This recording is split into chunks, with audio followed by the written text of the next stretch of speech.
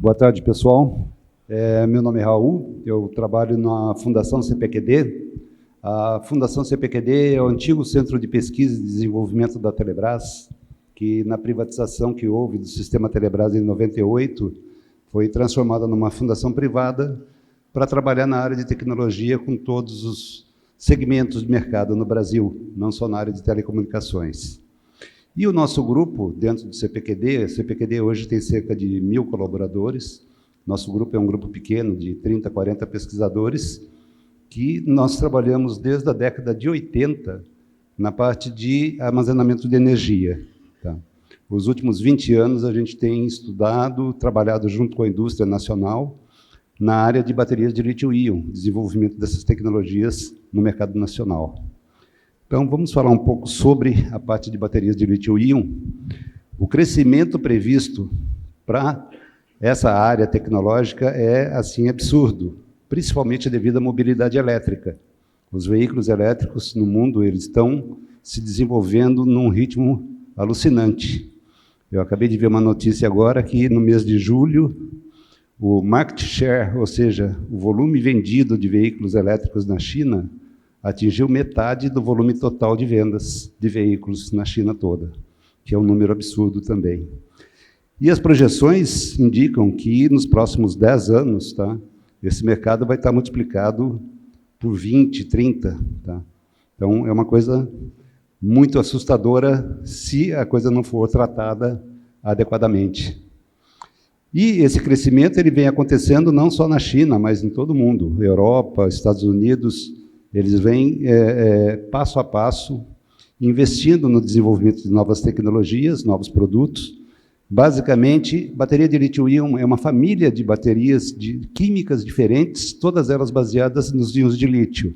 E cada uma tem uma determinada aplicação. Então, tem as células de lítio-íon que são mais adequadas para a mobilidade elétrica e tem as que são mais adequadas para a storage. Mas, de toda forma, o desenvolvimento de uma delas acaba puxando as outras também nesse rastro de evolução tecnológica acelerado. Tá? Aqui a gente vê que o crescimento do mercado está na faixa de 17% a 19% ao ano, tá? Esses nos últimos anos. Tá? São dados reais aqui de crescimento. E esse crescimento ele também traz um reflexo no uso do armazenamento no mercado doméstico. Isso daqui é como está sendo, como foi em 2023, a integração de baterias em sistemas fotovoltaicos domésticos no mundo. A Alemanha ela lidera esse mercado, tá? Cerca de 80% dos sistemas fotovoltaicos vendidos na Alemanha em 2023 já tinham baterias acopladas a eles. Tá? Já faziam um sistema de geração fotovoltaica com armazenamento. Atrás vinha a Itália, com cerca de uns 70% dos sistemas. Tá? A Europa, de um modo geral, em torno de 25%, 28%, a Austrália, 20%, Estados Unidos, um pouco menos, e a gente ainda está fora desse mapa. Tá? Então, a gente precisa acelerar para acompanhar o que está acontecendo no primeiro mundo. O que tem levado a essa evolução, essa utilização cada vez mais crescente? O preço das baterias de lítio. O lítio em si, o carbonato de lítio, que é a base para fazer a bateria de lítio, ele teve um sobressalto em 2022, tá? Começo de 2023, que assustou o mercado. Ele pulou de 110 mil para quase 600 mil yuan, que é a moeda chinesa, tá? Só que, rapidamente, meio de 2023, houve uma nova queda, 2024 iniciou com valores mais baixos ainda, e a bateria que teve um pequeno, digamos, sobressalto de preço em 2023, no início de 2023, ela já voltou ao decaimento esperado. Tá? A EPE publicou recentemente o PDE 2034, foi publicado há cerca de um mês atrás, tá? Onde ela trouxe alguns números interessantes, principalmente aqui no mercado europeu que ela trouxe. Então, o que nós temos aqui? O que ela constatou de evolução dos preços de baterias e de sistemas integrados na Europa. Então, os sistemas turnkey, onde já inclui toda a parte de sistemas de geração, de conversão, e os sistemas de armazenamento, como ele vinha caindo de preço, pena que eles reportaram só até 2019, e o preço da bateria em si também, como é que ela vem caindo progressivamente, exceto um sobressalto em 2022, que depois voltou a recuar para 2023 em $139 o quilowatt-hora. Tá? Infelizmente, esses números que a gente vê que está acontecendo, decaimento contínuo, tá?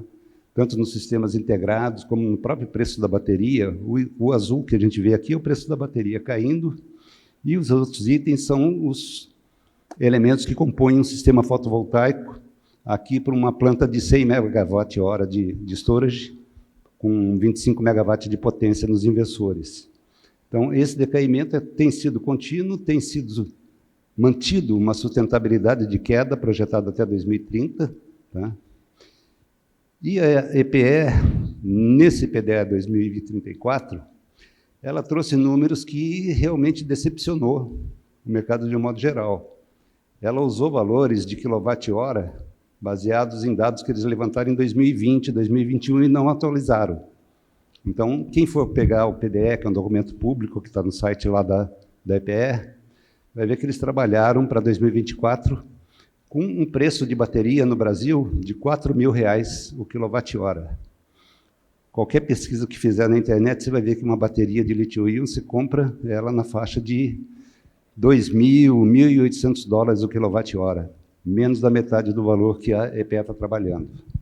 Mesmo assim, tem um dado interessante, eu acho que o laser não pega, o que nós temos, na verdade, de valores adicionados ao preço da bateria. Então, para um valor de 100 da bateria, a gente tem uma carreira de impostos que incidem sobre ela que somam 74% a mais o valor. Isso é uma coisa absurda. Tá? Então, se quer incentivar esse mercado, tudo isso tem que ser corrigido, tudo isso tem que ser alterado. E isso só depende do governo querer. Tá? Nesses estudos da EPE, baseado nos valores que eles trabalharam de $4.000, eles fizeram um estudo do VPL, considerando tarifa branca residencial, a partir de que valor no eixo horizontal valeria a pena, teria VPL positivo, os investimentos. Baseado no R$ 4.000 o quilowatt-hora que eles trabalharam, em nenhuma situação seria aplicável.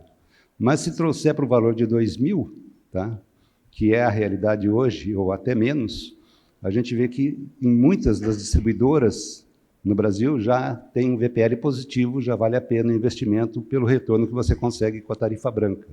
Tá? A mesma coisa acontece quando você está na tarifa 4, A4 verde. Tá? Então, aqui também para cada custo de baterias, considerando o fator de carga na ponta. Então, geralmente, o fator de carga na ponta considera o fator 1 para isso. Tá?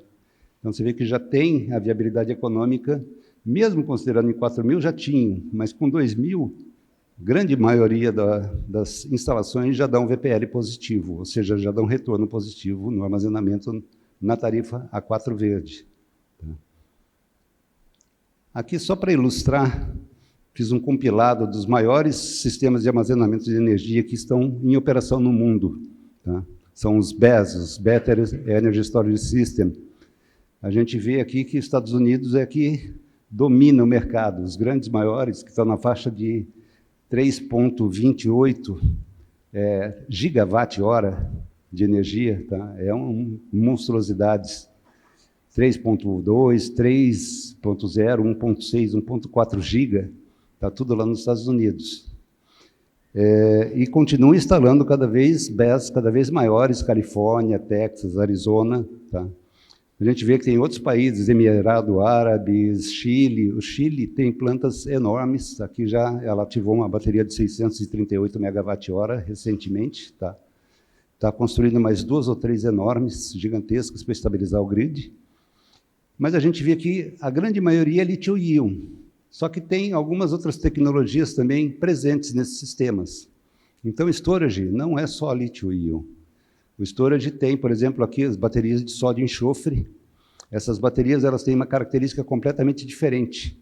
Elas trabalham internamente, não com uma temperatura normal, ambiente, elas trabalham internamente a quase 300 graus Celsius, que é a temperatura que o sódio funde para fazer a parte eletroquímica da bateria funcionar.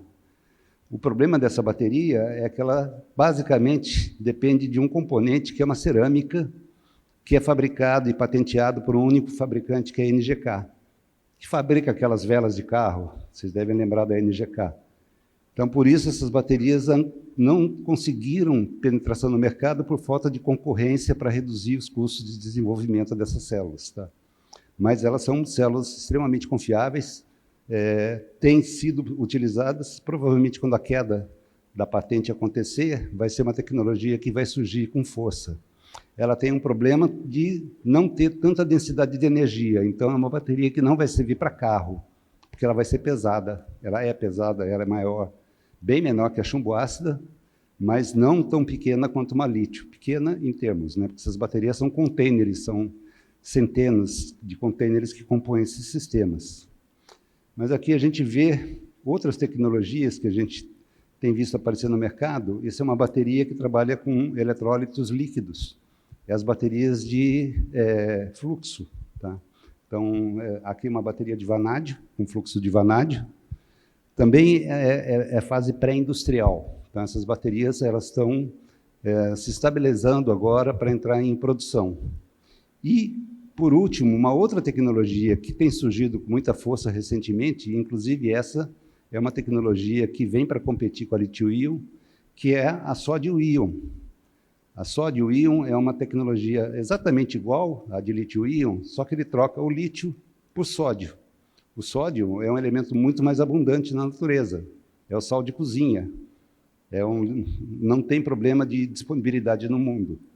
Tem alguns problemas técnicos ainda, que não foi superado, mas já tem produtos industriais que estão em uso e tem uma promessa muito grande para os próximos 5, 8 anos. Tá? Esse daqui é algumas fotos dessas instalações gigantes. Então, são containers, como eu falei, que estão as baterias instaladas dentro desses containers, os PCS à parte. Então, ocupam quase que uma área equivalente aos sistemas fotovoltaicos onde eles estão apoiados. Tá?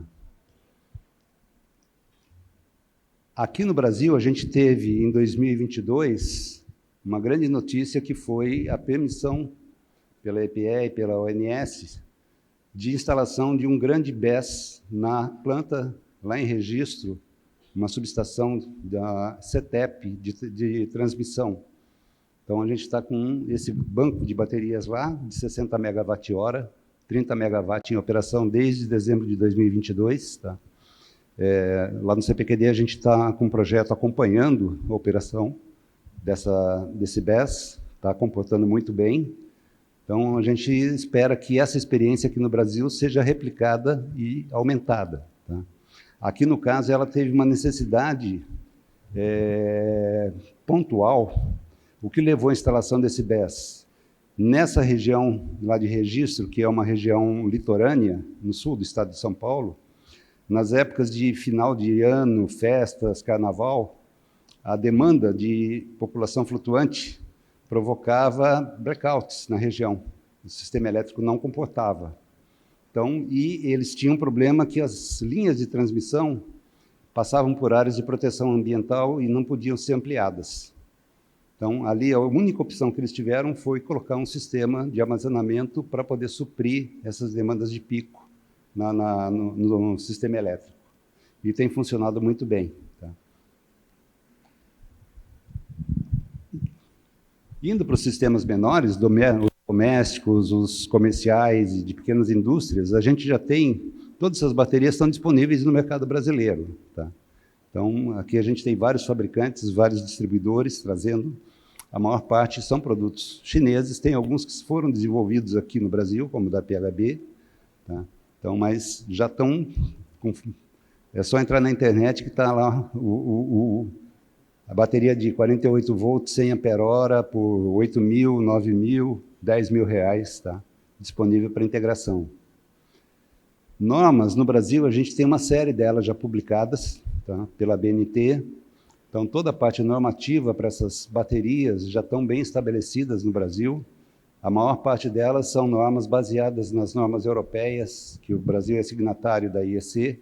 Então, praticamente toda a parte normativa já está bem estabelecida aqui.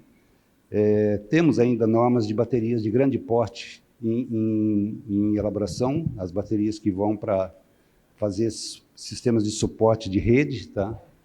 E as portarias do Inmetro, 140 a 515, que é para a parte de homologação de baterias para os sistemas fotovoltaicos. Inclusive, lá no CPQD, a gente tem equipe que faz a certificação de todos os produtos fotovoltaicos, inclusive a parte de bateria. E desenvolvimento de baterias, como eu já disse, é uma coisa já dominada no Brasil. Aqui, a gente só não tem a fabricação das células, que basicamente todas as células hoje têm produção no mercado asiático, alguma coisa no mercado europeu e agora nos Estados Unidos lutando para ter uma produção local própria. Mas a partir das células, a gente parte para fazer projetos com indústrias nacionais, fazendo estudos laboratoriais nessas células, desenvolvendo a parte de estudos térmicos, análises térmicas, desenvolvendo algoritmo, desenvolvendo o Battery Management System, que é o sistema eletrônico que vai controlar todas essas células. Uma bateria de lítio ela não pode operar sem ter um sistema eletrônico controlando célula por célula, devido a questões de segurança e desempenho da própria bateria. São esses circuitos eletrônicos que vão garantir a longevidade das células na operação delas e vão garantir a segurança para que elas não venham, eventualmente, a sofrer uma sobrecarga, uma sobretemperatura que possa levar a explodir. Tá? Então, todo esse desenvolvimento, a gente já tem vários produtos desenvolvidos com a indústria nacional e a tecnologia já está toda dominada aqui no mercado. Aqui alguns exemplos que a gente já fez lá no CPQD, junto com os parceiros. O CPQD não produz nada, desenvolve tecnologia junto com parceiros. E os parceiros é que produzem e levam para o mercado. Tá? Aqui algumas fotos lá do laboratório. E meu tempo está acabando. Só ilustrando algumas partes do laboratório. A gente tem praticamente 40 anos que a gente está nessas atividades de pesquisa e desenvolvimento, então a gente construiu provavelmente o maior laboratório de baterias da América Latina. Tá? Aqui equipamentos que a gente também fez aquisição para fazer ensaios em baterias de grande porte, baterias até 250 kWh. Tá? E é isso. Tá? Acho que eu acabei dentro do meu tempo. Muito obrigado.